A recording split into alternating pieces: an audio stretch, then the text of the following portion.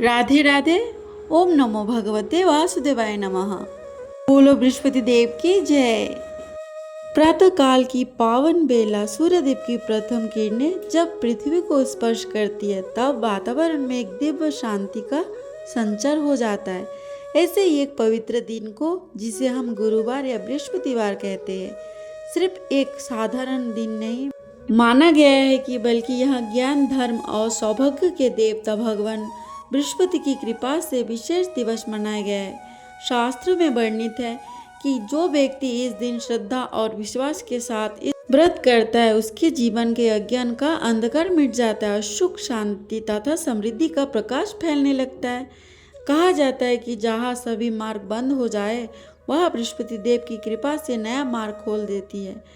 तो आइए श्रद्धा और भक्ति के भाव से मन को शुद्ध करते हुए सुनते हैं बृहस्पतिवार व्रत की यह पावन कथा।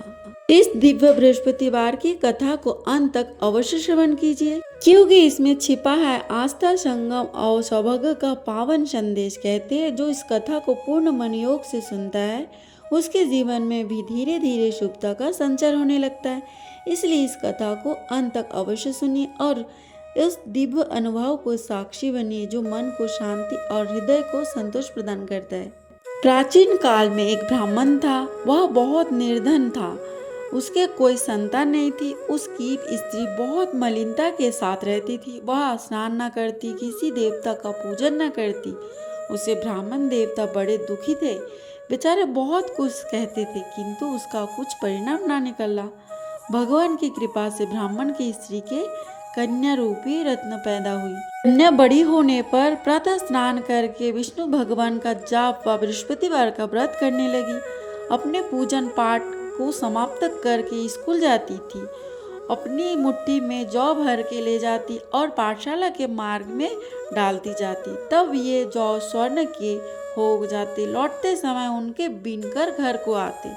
एक दिन वह बालिका सूप में उस सोने के जौ को फटकार कर साफ कर रही थी कि उसके पिता ने देख लिया और कहा कि यह बेटी सोने के जौ के लिए सोने का सूप होना चाहिए। अगले दिन बृहस्पतिवार था। इस कन्या ने व्रत रखा और बृहस्पति देव से प्रार्थना करके कहा मैंने आपकी पूजा सच्चे मन से की हो तो मेरे लिए सोने का सूप दे दो। बृहस्पति देव ने उसकी प्रार्थना स्वीकार कर ली। रोजाना की तरह वह कन्या जौ फैलाती हुई जाने लगी। जब लौटकर जौ बीन कर रही थी तो बृहस्पति देव की कृपा से उसे सोने का सूप मिला। उसे वह घर ले आई और उसमें जौ साफ करने लगी परंतु उसकी माँ का वही ढंग रहा। एक दिन की बात है कि वह कन्या सोने के सूप में जौ साफ कर रही थी। उस समय उस शहर का राजपुत्र वहां होकर निकला। इस कन्या के रूप में और कार्य को देखकर मोहित हो गया तथा अपने घर आकर भोजन तथा जल त्याग कर उदास होकर लेट गया। को जब इस बात का पता लगा तो अपने प्रधानमंत्री के साथ उसके पास गए और बोले हे बेटा तुम्हें किस बात का कष्ट है? किसी ने अपमान किया है अथवा और कारण हो सो कहो, मैं वही करूँगा जिससे तुम्हें प्रसन्नता हो। अपने पिता की बातें राजकुमार ने सुनी तो वह बोला मुझे आपकी कृपा से किसी बात का दुख नहीं है। किसी ने मेरा अपमान नहीं किया है परंतु मैं उस लड़की से विवाह करना चाहता हूँ जो सोने के सूप में जो साफ कर रही थी। यह सुनकर राजा आश्चर्य में पड़ा और बोला हे बेटा इस तरह की कन्या का पता तुम ही लगाओ। मैं उसके साथ तेरा विवाह अवश्य ही कराऊंगा। राजकुमार ने उस लड़की के घर का पता लगवाया। तब मंत्री उस लड़की के घर गए और ब्राह्मण देवता को सभी हाल बताए। ब्राह्मण देवता राजकुमार के साथ अपनी कन्या का विवाह के लिए तैयार हो गए तथा विधि विधान के अनुसार ब्राह्मण की कन्या का विवाह राजकुमार के साथ हो गया। कन्या के घर से जाते ही पहले की भांति उस ब्राह्मण देवता के घर में गरीबी का निवास हो गया। अब भोजन के लिए भी अन्न बड़ी मुश्किल से मिलता था। एक दिन दुखी होकर ब्राह्मण देवता अपनी पुत्री के पास गए। बेटी ने पिता की दुखी अवस्था को देखा और अपनी माँ का हाल पूछा। तब ब्राह्मण ने सभी हाल कहा। कन्या ने बहुत सा धन देकर अपने पिता को विदा कर दिया। इस तरह ब्राह्मण का कुछ समय सुखपूर्वक व्यतीत हुआ। कुछ दिन बाद फिर वही हाल हो गया। ब्राह्मण फिर अपनी कन्या के यहाँ गया और हाल कहा तो लड़की बोली है पिताजी आप माताजी को यहाँ लिवा लाओ, मैं उन्हें विधि बता दूंगी जिससे गरीबी दूर हो जाए। वह ब्राह्मण देवता अपनी स्त्री को साथ लेकर पहुँचे तो वह अपनी माँ को समझाने लगी, हे माँ, तुम प्रातःकाल प्रथम स्नान आदि करके विष्णु भगवान का पूजन करो तो सब दरिद्रता दूर हो जाएगी। परंतु उसकी माँ ने एक भी बात नहीं मानी और प्रातः काल उठकर अपनी पुत्री के बच्चे की जूठन को खा लिया, जिससे उसकी पुत्री को भी बहुत गुस्सा आया। रात को कोठरी से सभी सामान निकाल दिया और अपनी माँ को उसमें बंद कर दिया। प्रातः काल उसे निकाला तथा स्नान आदि करा के पाठ करवाया तो उसकी माँ का बुद्धि जो है ठीक हो गया और फिर प्रत्येक बृहस्पतिवार को व्रत रखने लगी। इस व्रत के प्रभाव से उसके माँ बाप बहुत ही धनवान और पुत्रवान हो गए और बृहस्पति जी के प्रभाव से इस लोक के शोक भोग का स्वर्ग को प्राप्त हुआ। बृहस्पतिवार को जो भी स्त्री पुरुष व्रत करे उनको चाहिए कि वह दिन में एक ही बार भोजन करे, क्योंकि बृहस्पतिश्वर भगवान का दिन में पूजन होता है। भोजन पीले चने की दाल आदि का करे, परंतु नमक नहीं खावे और पीले वस्त्र पहने, पीले ही फूलों का प्रयोग करे, पीले चंदन से पूजन करे। पूजन के बाद प्रेम पूर्वक गुरु महाराज की कथा सुननी चाहिए। इस व्रत को करने से मन की इच्छाएं पूरी होती है और बृहस्पति महाराज प्रसन्न होते हैं तथा धन, पुत्र, विद्या तथा मनवांछित फलों की प्राप्ति होती है। परिवार को सुख शांति मिलती है, इसीलिए यह व्रत सर्वश्रेष्ठ और अति फलदायक सब स्त्री व पुरुषों के लिए है। इस व्रत को केले का पूजन करना चाहिए। कथा और पूजन के समय तन, मन, धन, क्रम, वचन से शुद्ध होकर जो इच्छा हो बृहस्पति देव से प्रार्थना करनी चाहिए। उनकी इच्छाओं को बृहस्पति देव अवश्य पूर्ण करते हैं, ऐसा मन में दृढ़ विश्वास रखना चाहिए। भारतवर्ष में एक राजा राज्य करता था। वह बड़ा प्रतापी और दानी था। वह नित्य गरीब और ब्राह्मणों की सहायता करता था। यह बात उसकी रानी को अच्छी नहीं लगती थी। वह ना ही गरीबों को दान देती, ना ही भगवान का पूजन करती थी और राजा को भी दान देने से मना किया करती थी।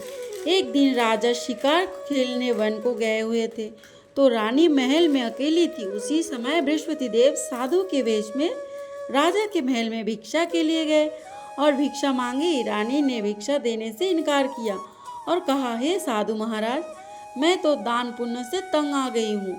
मेरा पति सारा धन लुटाता रहता है। मेरी इच्छा है कि हमारा धन नष्ट हो जाए, फिर ना रहेगा बांस ना बजेगी बांसुरी। साधु ने कहा, देवी तुम तो बड़ी अजीब हो। धन संतान तो सभी चाहते हैं, पुत्र और लक्ष्मी तो पापी के घर में भी होनी चाहिए। अरे तुम्हारे पास अधिक धन है तो भूखे को भोजन दो, प्यासे के लिए प्याऊ बनवाओ, मुसाफिरों के लिए धर्मशाला खुलवाओ। जो निर्धन अपनी कुंवारी कन्याओं का विवाह नहीं कर सकता उसका विवाह करा दो। ऐसे और कई काम हैं जिनके करने से तुम्हारा यश लोक परलोक में फैलेगा। परंतु रानी पर उपदेश का कोई प्रभाव न पड़ा। वह बोली, महाराज आप मुझे कुछ न समझाओ, मैं ऐसा धन नहीं चाहती जो हर जगह बांटती फिरूं। साधु ने उत्तर दिए, यदि तुम्हारी ऐसी इच्छा हो तो तथास्तु। तुम ऐसा करना कि बृहस्पतिवार को घर लीपकर पीली मिट्टी से अपना सिर धोकर स्नान करना, भट्टी चढ़ाकर कपड़े धोना। ऐसा करने से आपका सारा धन नष्ट हो जाएगा। इतना कहकर वह साधु महाराज वहां से अंतर्धान हो गए। ऐसे वह साधु कहकर गया था, रानी ने वैसा ही किया। 6 बृहस्पतिवार ही बीते थे कि उसका समस्त धन नष्ट हो गया और भोजन के लिए दोनों तरसने लगे, सांसारिक भोगों से दुखी रहने लगे। वह राजा रानी से कहने लगा, तुम यहाँ पर रहो, मैं दूसरे देश में जाऊँ, क्योंकि यहाँ पर मुझे सभी मनुष्य जानते हैं, इसलिए कोई कार्य भी नहीं कर सकता। देश चोरी परदेश भिक्षा बराबर है। ऐसा कहकर राजा परदेश चला गया। वह जंगल को जाता और लकड़ी काट कर लाता और शहर में बेचता। इस तरह जीवन व्यतीत करने लगा। एक दिन दुखी होकर जंगल में एक पेड़ के नीचे अन्न जमा कर बैठ गया। वह अपनी दशा को याद करके व्याकुल होने लगा। बृहस्पतिवार का दिन था। एकाएक उसने देखा कि निर्जन वन में एक साधु प्रकट हुआ। वह साधु वेश में स्वयं बृहस्पति देव था। लकड़हरे के सामने आकर बोले, हे लकड़हरे, इस सुनसान जंगल में तू चिंता मग्न क्यों बैठा है? लकड़हरे ने दोनों हाथ जोड़कर प्रणाम किया और उत्तर दिया, महात्मा जी, आप सब कुछ जानते हैं, मैं क्या कहूँ? यह कहकर रोने लगा और साधु को आत्मकथा सुनाई। महात्मा जी ने कहा, तुम्हारी स्त्री ने बृहस्पति के दिन वीर भगवान का निरादर किया, जिसके कारण रुष्ट होकर तुम्हारी यह दशा कर दी गई। अब तुम चिंता को दूर करके मेरे कहने पर चलो, तुम्हारे सब कष्ट दूर हो जाएंगे और भगवान पहले से ही अधिक संपत्ति देंगे। तुम बृहस्पति के दिन कथा किया करो, 2 पैसे के चने मूंग का मंगवाकर उनका प्रसाद बनाओ और शुद्ध जल से लोटे में शक्कर मिलाकर अमृत तैयार करो। कथा के पश्चात अपने सारे परिवार व सुनने वाले प्रेमियों में अमृत व प्रसाद बांटकर आप भी ग्रहण किया करो। ऐसा करने से भगवान तुम्हारी सब कामनाएं पूरी करेंगे।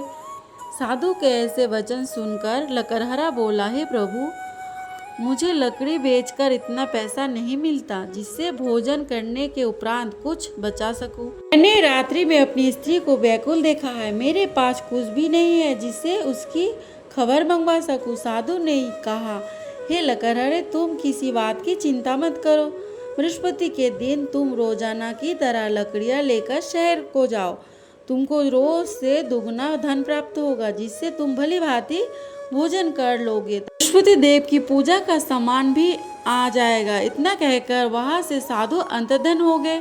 धीरे धीरे समय व्यतीत होने पर वही फिर बृहस्पतिवार का दिन आया। लकड़हरा जंगल से लकड़ी काटकर किसी शहर में बेचने गया। उसे उस दिन और दिनों से अधिक पैसा मिला। राजा ने चना गुड़ आदि लाकर गुरुवार का व्रत किया। उस दिन से उसके सभी क्लेश दूर हो गए, परंतु जब दोबारा गुरुवार का दिन आया तो बृहस्पतिवार का व्रत करना भूल गया। इस कारण बृहस्पति देव भगवान नाराज हो गए। उस दिन से उस नगर के राजा के विशाल यज्ञ का आयोजन किया था तथा शहर में यह घोषणा कर दी कि कोई भी मनुष्य अपने घर में भोजन ना बनावे और ना आग जलावे। समस्त जनता मेरे यहाँ भोजन करने आवे। आज्ञा को जो ना मानेगा उसके लिए फांसी की सजा दी जाएगी। इस तरह की घोषणा संपूर्ण नगर में करवा दी गई है। राजा की आज्ञा अनुसार शहर में सभी लोग भोजन करने गए, लेकिन लकड़हरा कुछ देर से पहुंचा, इसीलिए राजा उसको अपने साथ घर लिवा ले गए और ले जाकर भोजन करा रहे थे तो रानी की दृष्टि उस खूंटी पर पड़ी जिस पर उसका हार लटका हुआ था। वहां पर दिखाई न दिया। रानी ने निश्चय किया कि मेरा हार इस मनुष्य ने चुरा लिया है। उसी समय सैनिकों को बुलाकर उसको जेल खाने में डलवा दिया। जब लकड़हरा जेल खाने में पड़ गया तो बहुत दुखी होकर विचार करने लगा कि ना जाने कौन सा पूर्व जन्म के कर्म से मुझे यह दुख प्राप्त हुआ। और उसी समय साधु को याद करने लगा कि जंगल में मिला था। उसी समय तत्काल बृहस्पति देव साधु के रूप में प्रकट हुए और उसकी दशा देखकर कहने लगे, अरे मूर्ख, तूने बृहस्पति देव की कथा नहीं की, इस कारण तुझे दुख प्राप्त हुआ। अब चिंता मत कर, बृहस्पतिवार के दिन जेल खाने के दरवाजे पर 4 पैसे पड़े मिलेंगे, उससे तू बृहस्पति देव की पूजा करना, तेरे सभी कष्ट उसी रात्रि को दूर हो जाएंगे। बृहस्पति के रोज उसे 4 पैसे मिले। लकड़हरा ने कथा कही। बृहस्पति देव ने उस नगर के राजा को सपने में कहा, हे राजा, तुमने जिस आदमी को जेल खाने में बंद कर दिया है वह निर्दोष है, वह राजा है, उसे छोड़ देना। रानी का हार उसी खूंटी पर लटका है। अगर तू ऐसा नहीं करेगा तो मैं तेरे राज्य को नष्ट कर दूंगा। इस तरह रात्रि के सपनों को देखकर राजा प्रातः काल उठा और खूंटी पर हार देखकर लकड़हरा को बुलाकर क्षमा मांगी तथा लकड़हरा को योग्य सुंदर वस्त्र आभूषण देकर विदा किया तथा बृहस्पति देव की आज्ञा अनुसार लकड़हरा अपने नगर को चल दिया। राजा सब अपने नगर के निकट पहुंचा तो उसे बड़ा आश्चर्य हुआ। नगर में पहले से अधिक बाग, तालाब और कुएं तथा बहुत सी धर्मशालाएं, मंदिर आदि बन गई है। राजा ने पूछा, यह किसका बाग और धर्मशाला है? तब नगर के सब लोगों ने कहने लगे, यह सब रानी और बांदी के हैं। तो राजा को आश्चर्य हुआ और गुस्सा भी आया। तब रानी के यहाँ खबर सुनी कि राजा आ रहा है, तो उसने बांदी से कहा कि हे दासी, देख राजा तो हमको कितनी बुरी हालत में छोड़कर गए थे, हमारी ऐसी हालत देखकर वह लौट ना जाए, इसलिए तू दरवाजे पर खड़ी हो जा। आगे अनुसार दासी दरवाजे पर खड़ी हो गई। राजा आए तो उन्हें अपने हाथ लिवा लाई। राजा ने क्रोध करके अपनी रानी से पूछा कि यह धन तुम्हें कैसे प्राप्त हुआ। तब उन्होंने कहा, हमें यह सब धन बृहस्पति देव के इस व्रत के प्रभाव से प्राप्त हुआ। राजा ने निश्चय किया कि 7 रोज के बाद सभी बृहस्पति देव का पूजन करते हैं, परंतु मैं रोजाना दिन में 3 बार कहानी कहा करूंगा तथा रोज व्रत किया करूंगा। अब हर समय राजा के दुपट्टे में चने की दाल बंधी रहती तथा दिन में 3 बार कहानी कहता।